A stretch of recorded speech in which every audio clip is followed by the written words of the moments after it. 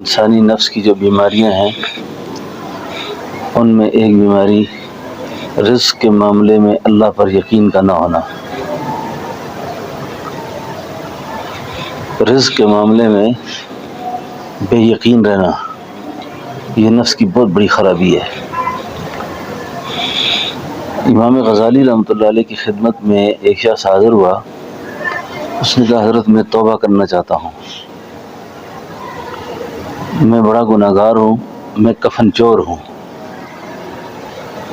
تنگی کا زمانہ تھا تو وہ کپڑا ناپید تھا، تو وہ اکثر اوقات کفن چرایا کرتا تھا۔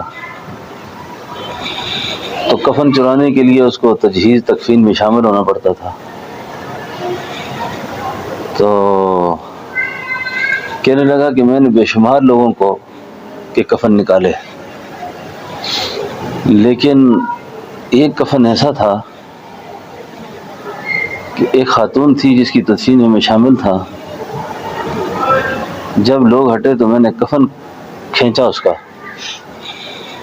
تو آگے سے آواز آ رہی ہے، ایک بخشا ہوا شخص ایک بخشی ہوئی عورت کا کفن چرا رہا ہے۔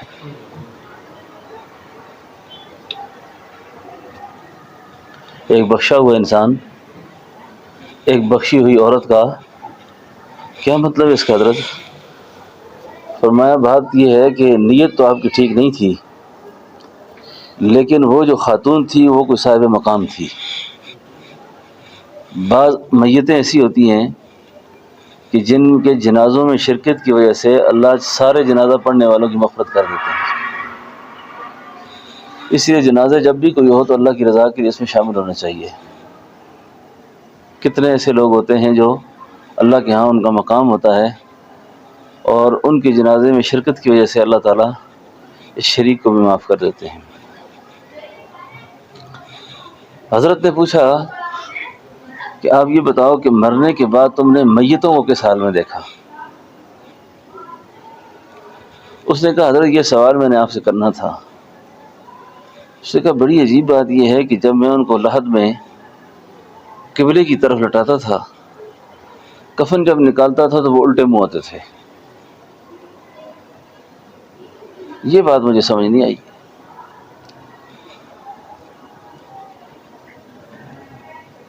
تو حضرت نے فرمایا کہ اس کی جو وجہ ہے نا وہ یہ ہے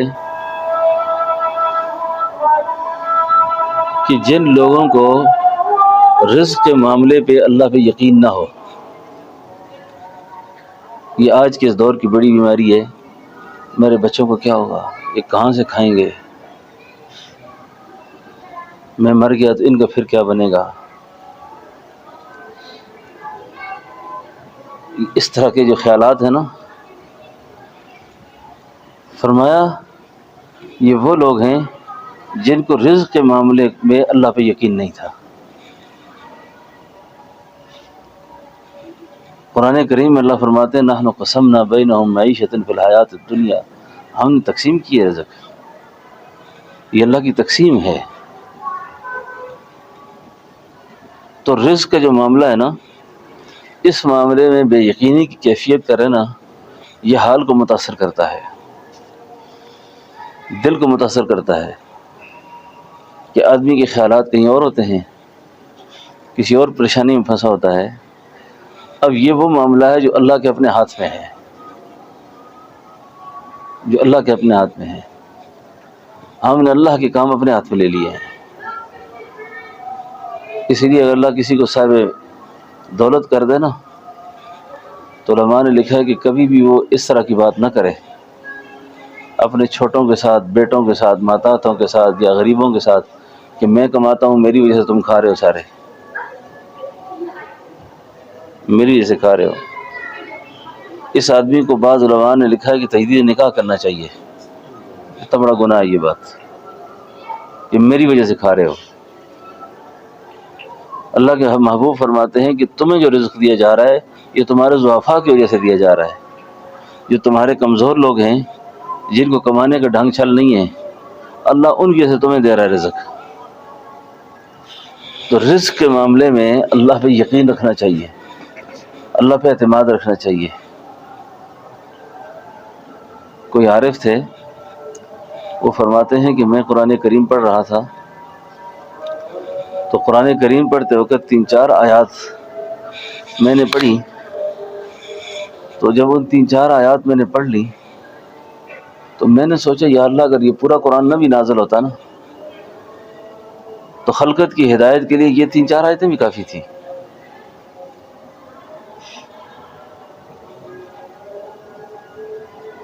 پہلی آیت کہنے لگے جب میں نے یہ پڑھا نا کہ وَمَا مِن دَابَّةٍ فِي الْأَرْضِ إِلَّا عَلَى اللَّهِ رِزْقُهَا، زمین پہ چلنے والا کوئی چوپایا ایسا نہیں ہے، اللہ فرماتے جس کا رزق میرے ذمہ نہ ہو۔ اور یہ ایسی ویسی بات نہیں ہے کہ اللہ نے اپنے بندے کو پال کر دکھایا ہے۔ ان الذین قالوا ربنا اللہ ثم استقاموا، جن لوگوں نے کہا ہمارے رب اللہ ہے، کیسے پالا اللہ نے؟ اب ماں کے پیٹ کے اندر خون جیسی طاقتور غذا دی ہے۔ اللہ کے مظاہر قدرت پہ غور کریں نا، کیا اللہ زمین پہ آنے کے بعد، دنیا میں آنے کے بعد اس کا کام ختم ہو گیا اس کا؟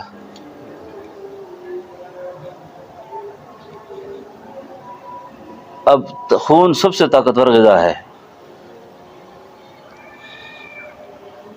ماں کی چھاتی پہ دودھ کی نہر لگا دینا، جی گوشت کے اندر مضبوط ہڈی کھڑی کر دینا، یہ آخر کسی کرنے کے بغیر تو نہیں ہوا نہیں یہ کام؟ ہاں جی، تو اس کو رب کہتے ہیں۔ ہم نے رب کو پہچانا نہیں، اللہ کے ساتھ تعلق ہی نہیں ہمارا، 2 روٹیوں کے لیے جھوٹ سچ حرام حلال جو بھی ہو پرواہ نہیں اس کی۔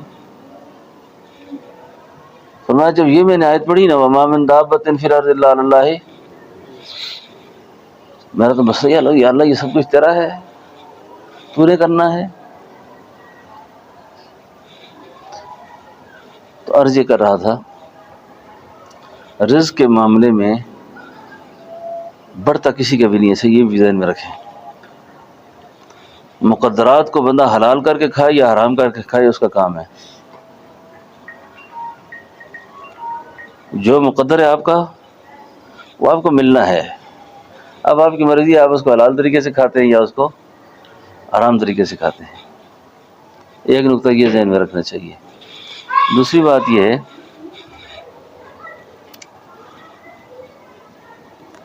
رزق بڑھتا نہیں ہے، مال بڑھتا نہیں ہے، اس میں برکت ہو جاتی ہے، اس میں برکت ہو جاتی ہے، اور برکت کا تعلق شکر سے ہے، برکت کا تعلق شکر سے ہے۔ جس گھر کی عورت نہ شکری ہو، جس گھر کا مرد نہ شکرا ہو، رزق روٹ جاتا ہے اس گھر سے، رزق روٹ جاتا ہے، رزق روٹ جاتا ہے۔ کتابوں میں لکھا ہے کہ سیدنا موسیٰ علیہ السلام جب اللہ سے ملنے جا رہے تھے نا تو ایک فقیر نے راستے میں کہا اللہ تعالیٰ سے کہو یار میرے پاس اتنا رزق ہے، اتنی اشیاء ہیں، اتنے سامان ہیں، نہ میں گن سکتا ہوں نہ سنبھال سکتا ہوں، مجھے اللہ میری جتنی ضرورت ہے اس سے جتنے زیادہ نہ دے مجھے۔ آگے چلے تو ایک آدمی اور ملا، کہنے لگا خدا کو کہو یار میں بھوکا مر رہا ہوں، میرے حصے کا جو رزق ہے جتنا بھی ہے مجھے اکٹھا دے دے، میں کھا پی کے مر جاؤں۔ یہ میرے سے نہیں ہوتا کہ آج سیر دال بھی لی ہے تو کل کچھ بھی نہیں ہے، تو پرسوں چینی ہے تو آج دال نہیں ہے، تو یہ مجھ سے نہیں سمجھ آتی بات۔ دونوں کے حالات اللہ کے سامنے پیش ہوئے۔ جس نے کہا میرے پاس بہت ہے نا، اس کے بارے میں آیا فرمایا اس کو شکر کرنا چھوڑ دے، شکر چھوڑ دے واپس کر دیں گے۔ اور دوسرے کو کے بارے میں کہا اس کو کہو تو شکر کر، واپس آ کے جب کیسا کیا اس سے، اس نے کہا شکر تو نہیں چھوڑتا، اسی وظیفے سے تو میں کمال سمجھتا ہوں سارا۔ اس نے کہا شکر نہیں چھوڑے گا پھر مال ختم نہیں ہوگا کبھی بھی، اس کی برکت کو کوئی نہیں روک سکتا۔ اور دوسرے سے جب بات کی نا اس نے کہا پہلے خدا نے دیا کیا ہے مجھے، اس نے کہا تیری غریبی اب ختم نہیں ہو سکتی کبھی بھی۔ ہر حال کا ایک شکر ہے، ہر حال کا ایک شکر ہے۔ اس شکر کو زیادہ اس نعمت کو بڑھاتا رہے اپنے اوپر. جب یہ شکر کی نعمت بڑھے گی تو اللہ تعالیٰ اس کے رزق کے اسباب حالات کو. اچھا اگر یہ غریب اور تنگ دست ہے، رزق کی وسعت چاہتا ہے، برکت چاہتا ہے، اس کو چاہیے کہ صبح سے اٹھ کے صدقہ کرے گی. آپ کہتے ہیں میرے پاس یہی کچھ نہیں، کیا صدقہ کروں میں؟ اللہ تعالیٰ اس آدمی کو جس کے ہاتھوں سے خیر بٹتی ہو نا، اس گھر پر، اس شخص پر، اس قوم پر، اس شخص کی نسلوں پر بھی تنگی نہیں لاتے جس ہاتھ سے خیر تقسیم ہوتی ہو. اور جو ہاتھ کو روک کے رکھے، حدیث میں آتا ہے کہ صبح کے وقت فرشتہ اٹھ کے اعلان کرتا ہے کہ اللہ، اس شخص نے اپنی مٹھی کھلی رکھی ہے تو اس کی مٹھی کو کھلا کر، اور جس نے مٹھی بند رکھی ہوئی ہے یا اللہ اس کی مٹھی کو تنگ کر. ہمارے رضی صاحب رحمۃ اللہ علیہ کہیں سفر پہ جایا کرتے تھے نا، تو راستے میں کوئی طالب علم آ جاتے نا، طالب علم 5 روپے 10 روپے سب میں تھوڑے تھوڑے تقسیم کرتے. ہمارے یہ پیسہ بہت کام کرتا ہے، یہ پیسے بہت کام کرتے ہیں، بظاہر نظر تو کچھ نہیں آ رہا لیکن کام بہت کرتے ہیں یہ. کیونکہ حدیث میں آتا ہے کہ جس آدمی کی عادت صدقے کی ہو نا، ہدیہ کی ہو، خیرات کی ہو، تو فرمایا یہ جس وقت کسی کو کچھ دے رہا ہوتا ہے نا، اس کا ہاتھ اللہ کے ہاتھوں میں جاتا ہے، اس کا ہاتھ اللہ کے ہاتھوں میں جاتا ہے. ایک بڑے آدمی گزرے ہیں، نام میں پہلے بھی ایک دفعہ بیان کیا تھا، ان کا بڑا عظیم نام ہے. ایک آدمی کو آنکھوں کا بیماری ہو گئی نا، آنکھوں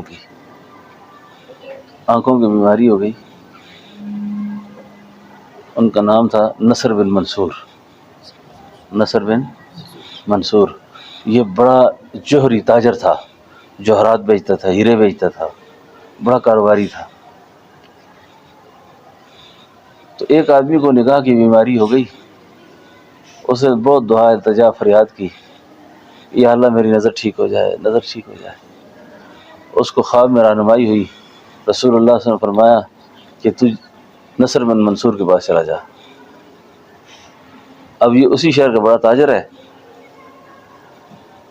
یہ خواب میں ہی سوچتا ہے کہ حضور نصر بن منصور، وہ تو آڑتی ہے، تاجر قسم کا آدمی ہے، کہ وہ آپ کو دم کرے گا، اللہ تجھے شفا دیں گے.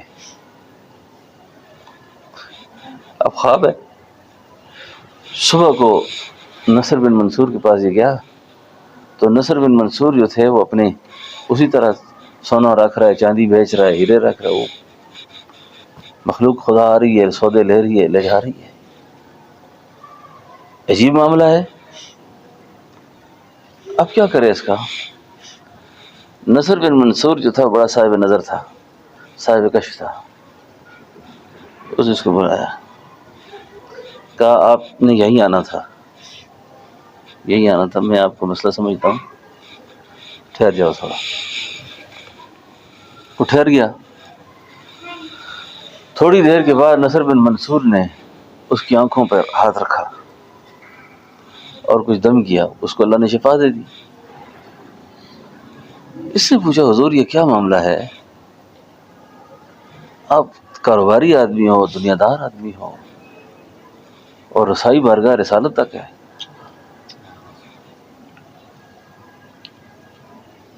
اور بارگاہ رسالت کا ہم نشین ہونا کوئی گپ شپ تو نہیں ہے، یہ کیا معاملہ ہے؟ مجھے سمجھ نہیں آیا. اس نے کہا بات یہ ہے کہ رسول اللہ صلی اللہ علیہ وسلم نے فرمایا کہ جو شخص کسی کو کچھ دیتا ہے، ہدیہ دیتا ہے، صدقہ دیتا ہے، خدمت کرتا ہے، تو اس کا یہ ہاتھ جو ہے نا پہلے اللہ کے ہاتھوں میں جاتا ہے. اور یہ جو دنیا تم دیکھ رہے ہو نا، میں نے اپنے لیے نہیں رکھی ہوئی، یہ ہاتھ میرے کئی دفعہ دن میں اللہ کے ہاتھوں میں جاتے ہیں. تو اللہ نے اب میرے ان ہاتھوں کو یہ کرامت بخشی ہے، یہ جہاں انگلیاں رکھتی ہیں اللہ اس کو شفا دے دیتا ہے. بات سمجھو نا. تو رزق کے معاملے میں اللہ جل شانہ پر پورا یقین رکھنا چاہیے کہ رزق کے خزانے اللہ کے پاس ہیں، رزق اتنا ہی ہے میرے جو مقدر میں خدا نے تقسیم کر دیا ہے۔ البتہ اعمال کے ذریعے سے، صدقات کے ذریعے سے، خدمت کے ذریعے سے اللہ پاک اس میں برکت دے دیتے ہیں۔ ایک آدمی کہتا ہے میرے پاس کچھ ہو تو میں خرچہ کروں، اب اس کے پاس جتنا ہے اس سے خرچ کرے۔ جی اب سیدنا ابوبکر صدیق جب مال لے کر آئے تھے نا، مال لے کر آئے تھے حضور کی خدمت میں، تو گھر کا سارا لایا تھا نا، لیکن جو کوئی آدھا لے آیا تھا، کوئی تہائی لایا تھا، کوئی چوتھا حصہ لایا تھا، یا کوئی کچھ حصہ لایا تھا، وہ جو سب سے کم لایا تھا نا وہ ابوبکر صدیق کے مال سے زیادہ تھا، لیکن یہ سارا لے کر آئے تھے نا۔ جی تو حضور نے پوچھا تھا کہ ابوبکر گھر میں کیا چھوڑا، کیا چھوڑا؟ فرمایا اللہ کا نام چھوڑ کر آیا ہوں۔ وَسَيُجَنَّبُهَا الْأَتْقَى الَّذِي يُؤْتِي مَالَهُ يَتَزَكَّى وَمَا لِأَحَدٍ عِندَهُ مِن نِّعْمَةٍ تُجْزَىٰ إِلَّا ابْتِغَاءَ وَجْهِ رَبِّهِ الْأَعْلَىٰ وَلَسَوْفَ يَرْضَىٰ۔ تھا تو تھوڑا سا لیکن سارا تھا۔ اللہ رب العالمین جو ہے نا جذبوں کی قدر کرتے ہیں، اچھا جذبوں کی قدر کرتے ہیں۔ تو رزق کی برکت کے لیے بھی ایک طریقہ ہے کہ آپ خرچ کرنا شروع کر دیں۔ کتنا خرچ کرنا شروع کر دیں؟ وہ اسرائیلی روایات کے اندر یہ ہے کہ موسیٰ علیہ السلام کو شخص نے کہا تھا نا کہ مجھے خدا سارا رزق دے، میں کھا کے مرنا چاہتا ہوں۔ اللہ نے اس کی دعا قبول کر لی۔ موسیٰ علیہ السلام کو کہا کہ ٹھیک ہے اس کا سارا ہم رزق دے رہے ہیں، بس اس کو کھائے اور اپنا نظام پورا کرے۔ یہ عمر کی جو برکت ہے نا، اس کا تعلق بھی رزق کی تقسیم کے ساتھ بہت بڑا ہے۔ تو موسیٰ علیہ السلام نے جب اس کی فریاد اللہ کے سامنے رکھی، اس کا سارا رزق اس کو پہنچا دیا، بات آئی گئی ہو گئی۔ عرصہ اعتراض کے بعد موسیٰ علیہ السلام کو خیال آیا وہ اس بندے نے مجھ سے جو اپنے حصے کا رزق مانگا تھا، پتہ نہیں کھا پی کے مر کھپ گیا ہوگا، اس کو پتہ کروں کدھر ہے وہ۔ جب اس کو گئے دیکھنے کے لیے، دیکھو وہاں تو بادشاہی چل رہی تھی، لنگر چل رہا ہے، لوگ آ رہے ہیں، کھا رہے ہیں، جا رہے ہیں۔ یہ عجیب معاملہ ہے۔ لایا زیادہ زیادہ 10 سیر ہوگا سارا اس کی زندگی کا جو کچھ تھا، اب ہزاروں ٹن پڑا ہوا ہے، منوں کے حساب سے رزق پڑا ہوا ہے اس کا۔ اللہ تعالیٰ سے پوچھا کہ یا اللہ یہ کیا معاملہ ہے؟ فرمایا موسیٰ مسئلہ یہ ہے کہ وہ آدمی میرا بزنس پارٹنر ہے، وہ میرے ساتھ اس نے تجارت شروع کر دی ہے۔ جب میں نے اس کو دیا اس نے اکیلے نہیں کھایا، پھر اس نے اپنے ساتھ لوگ شریک کر دیے۔ ایک دے کے آزمایا، اس نے خرچ کر دیا۔ میں نے ایک کی جگہ اس کو 10 دیے، 10 دیے اسے وہ بھی خرچ کر دیے، میں نے 100 دے دیا۔ اب 100 دیا وہ بھی خرچ کر دیا، وہ کہتا میں کھا کے مرتا ہوں، اوروں کو بھی کھلا رہا ہے ساتھ، کھاؤ ساتھ جلدی جلدی، جان ختم کرتے ہوئے اپنی ادھر سے، دنیا اچھی نہیں لگتی مجھے۔ اب وہ اوروں کو کھلا رہا ہے ساتھ، اوروں کو کھلانے کی برکت سے اس پہ وسعت کا دروازہ کھل گیا۔ عمر کی برکت کا تعلق بھی رزق کی تقسیم کے ساتھ ہے۔ اس لیے شاہ ابو الحسن خرقانی رحمۃ اللہ علیہ ہمارے جد اعلیٰ جو تھے وہ فرمایا کرتے تھے جس کو جینے کا حق ہے اس کو کھانے کا حق ہے، اور ابو الحسن کے دسترخوان پہ کبھی کسی سے نہیں پوچھا جائے گا کہ تو کافر ہے یا مسلمان ہے، تو کافر ہے یا مسلمان ہے، تجھے جینے کا حق ہے تو کھانے کا حق ہے، ٹھیک ہے نا۔ عربوں پہ اللہ کے جو فضل ہے نا، حالانکہ عرب بڑی کاہل قسم کی قوم ہے جو موجودہ ہے اس وقت، موجودہ جو قوم ہے نا بڑے عجیب قسم کی طبیعت ہے ان کی، سخت سے سخت گیر عربی ہوگا نا، وہ کھانے پینے کے معاملے میں نا اپنے نوکر کو غلام کو سامنے بٹھائے گا، اپنے ساتھ بٹھاتا ہے اس کو، اپنے ملازم کو اپنے ساتھ بٹھائے گا۔ میں نے ایک دفعہ ایک بزرگ تھے ان سے پوچھا، میں نے کہا یہ جو افسر لوگ ہوتے ہیں یہ گاڑی میں فرنٹ سیٹ پہ کیوں نہیں بیٹھتے؟ لوگ فرنٹ سیٹ پہ شوق کرتے ہیں نا، ویگنوں پہ بسوں پہ جب جاتے تھے نا تو فرنٹ سیٹ کی لڑائی کرتے ہیں. تو یہ صاحب لوگ افسر لوگ جو ہیں بڑے لوگ یہ فرنٹ پہ نہیں بیٹھتے، یہ پیچھے بیٹھتے ہیں. تو انگریز نے پچھلی سیٹ کو VIP بنایا ہے افسروں کے لیے. انہوں نے کہا یہ ڈرائیور کے ساتھ جان نہیں برابر کرتے. ڈرائیور بیٹھا ہوتا ہے اپنے ڈرائیور کے ساتھ اپنی جان نہیں برابر کرتے. یہ کہ یہ غریب آتڑ آدمی ہے، میں اس کے ساتھ بیٹھ کر اپنی جان خوار کروں. خواہ وہاں وہ پیچھے بیٹھتا ہے. وہ ہاں ہمارے علاقے کے خان تھا نا، وہ پیچھے بیٹھتا تھا. اسے کسی نے پوچھا کیوں پیچھے بیٹھتے ہو؟ کہ میں ڈرائیور کو تھپڑ مارنے کے لیے، جدھر سے بھی گڑبڑ کرے پیچھے سے اس کو. کہ ڈرائیور بھی ایسے ہوتے ہیں نا صابر صاحب کہ چلا ڈرائیور رہا ہوتا ہے، بریکیں مالک لگا رہا ہوتا ہے. وہ خان کی عادت تھی پیچھے بیٹھنے کی. تو عرض یہ کر رہا ہوں کہ کئی لوگوں کو بیماری ہوتی ہے، فقراء کے ساتھ غرباء کے ساتھ اپنی جان نہیں برابر کرتے. تو اللہ رب العالمین ان پر رزق کے دروازے کھول دیتا ہے، رزق کے دروازے کھولتا ہے. امیر شریعت سید عطا اللہ شاہ بخاری کتنے جلالی قسم کے بزرگ تھے. کہتے ہیں لاہور شہراں والا کے گیٹ کے اوپر بیٹھے ہوئے تھے نا، کھانا کھانے بیٹھے اکیلے تھے مرکز دفتر ختم نبوت میں. اوپر سے دیکھا نیچے ایک بنگی جو ہے نا دھوپ میں گرمی میں لگا ہوا ہے، نالی صاف کر رہا ہے، کچھ کر رہا ہے. یہ شاہ جی اوپر سے نیچے اترے، اس کو اپنے لیے کھانے کے لیے بلایا. اوپر کھانے کے لیے بلایا. بنگی حیران پریشان، اور اس کو جانتا تو تھا غیب میں کہ عطا اللہ شاہ بخاری کو بڑا آدمی ہے، لیکن یہ پتہ نہیں تھا کہ یہ ہے. ہاں تو اس کو دسترخوان میں بٹھایا، جس طرح اس کے عادت تھے، جو ان کی کیفیت ہوتی ہے، اس دسترخوان میں کھانا کھلایا. پوچھتا ہے بعد میں کہ بھائی سائیں تھوڑا تعارف کی ہے نا، کیا ہے آپ کا تعارف کیا ہے؟ کسی نے بتایا یہ شاہ جی ہیں، کلمہ پڑھ کے مسلمان ہو گیا. اس نے کہا ہم جیسے گندے لوگ، ہمیں تو اپنا عیسائی کوئی نہیں پوچھتا کہ یہ چوڑا ہے، یہ ہم تو وہ ہاتھ نہیں ملاتے. تو سیدنا ابراہیم علیہ السلام نے کہا تھا نا، مہمان نواز تھے نا، رزق کی تقسیم بہت کرتے تھے. حدیث میں آتا ہے نا کہ سیدنا عمر رضی اللہ نے پوچھا ایک دن کہ یا نبی اللہ، ابراہیم علیہ السلام کو اللہ نے خلیل اللہ کیوں کہا ہے، خدا کا دوست؟ فرمایا اس لیے کہ لوگوں کو روٹی کھلایا کرتے تھے، اس واسطے خدا کے دوست بنے ہیں. اللہ کے نبی نے فرمایا میں بھی اللہ کا خلیل ہوں، میرے دادا بھی خلیل تھے، میں بھی خلیل ہوں. ابراہیم علیہ السلام کے ساتھ بندہ بیٹھ کے کھانے پہ، ابراہیم علیہ السلام سے کہو بسم اللہ پڑھ.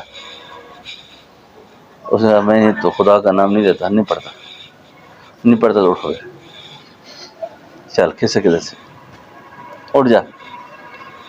اللہ اکبر. اللہ نے پیغمبر سے فرمایا ابراہیم میں نے ساری زندگی اپنے دسترخوان سے اس کو اٹھایا نہیں ہے، میں نے کبھی اس سے مطالبہ نہیں کیا کہ تو میرا نام لے گا تو پھر رزق دوں گا، نہیں لے گا تو نہیں دوں گا. آج تیرے دسترخوان پہ ایک ہی دن آیا اور تو نے اس کو ہاں. یہ بات الگ ہے. کافر کے ساتھ خدا کا معاملہ الگ ہے. کافر کے ساتھ اللہ کا معاملہ، اس کی دنیا ہی دنیا ہے، آخرت نہیں اس کی. مومن کے رزق کی برکت کا تعلق اس کے اعمال کے ساتھ ہے. پھر آگے اس کی تفصیلات ہیں، ہاتھ دھوئے، بسم اللہ پڑھے، اپنے آگے سے کھائے، دسترخوان پہ کھائے، حلال کا اہتمام کرے، کھانے کے آداب بیان ہوئے، تقسیم کے آداب بیان ہوئے. تو یہ ساری چیزیں جو ہے نا، تو خاص طور پر یہ عرض کرنا تھا کہ رزق کا جو معاملہ ہے، رزق کا معاملہ، گھر مہمان آ جائے اس پہ تنگ نہ ہو. تکلفات سے آدمی پریشان ہوتا ہے نا، تکلف نہ کرے نا، اخلاص کے ساتھ مہمان پر پریشان نہ ہو، مہمان کو برا نہ سمجھے.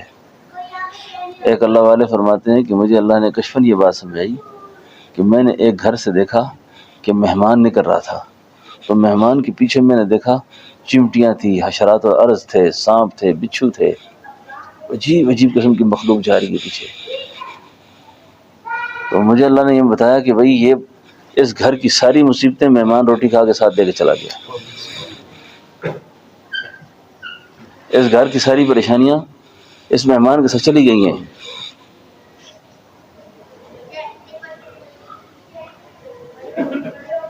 ہوئے گئے ماں بکرا غصے دے دا سے حلال کڑ دے دا سے کڑ دے۔ یہ ولید خان لالا نا میرا دوست ہے، یہ ایک دن مجھے کہتا ہے ماں یہ بکرا راوڑ دے کر نا ایسے ہم نے کاٹا، ایسے پکایا، ایسے کھایا۔ میں نے کہا ہمیں کیسے پتہ چلے گا؟ کیا زیب صاحب ایسے لایا، ایسے کاٹا، ایسے پکایا۔ میں نے کہا یہ تو تم اپنے گھر کی بات کر رہے ہو، ہمیں کیسے پتہ چلے گا کہ تم نے یہ سارا کام کیا ہے؟ کہتے اب میں سمجھ گیا ہوں جی آپ کیا کہنا چاہتے ہیں۔ سمجھے بات کو؟ اللہ تعالیٰ رزق کے معاملے پہ اپنی ذات پہ صحیح یقین نصیب فرمائے۔ تو رزق کے مسئلے پہ تنگ نہ ہوا کریں، اچھا مہمان پہ تنگ نہ ہوا کریں، کسی کو کھلانے میں تنگ نہ ہوا کریں، پریشان نہیں ہونا چاہیے، ٹھیک ہے نا؟ جو دال ساگ ہو اللہ کی رضا کے لیے۔ ہاں جی، ایک بزرگ کہنے لگے جی میں جو گھر میں جو دال ساگ ہوگا جی حضور کو پیش کر دیں گے۔ اس نے کہا دال ساگ بھی اچھا ہے، روز سے بندے کی عزت ہو جاتی ہے، ہاں روز سے بندے کی عزت ہو جاتی ہے۔ وہ اس کو اور سمجھا دی بات نا کہ میں صرف دال ساگ ہی پہ راضی نہیں ہوتا، کئی خوش مزاج لوگ ہوتے ہیں نا ٹھیک ہے نا؟ ہاں کیوں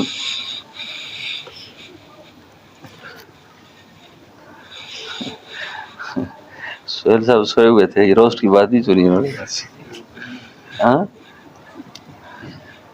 سننے کا پتہ بھی کرنا ہے۔ تو بہرحال یہ